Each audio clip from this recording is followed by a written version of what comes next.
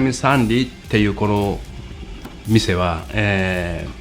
夏は夏でジェットスキーできる、ウェイクできる、でバーベキューもできる、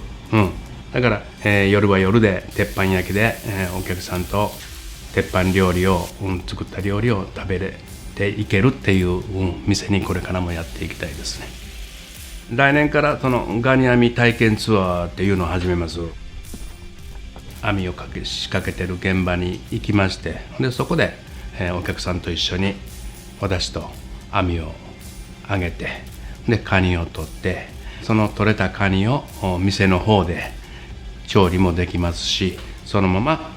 全部お持ち帰りもできます。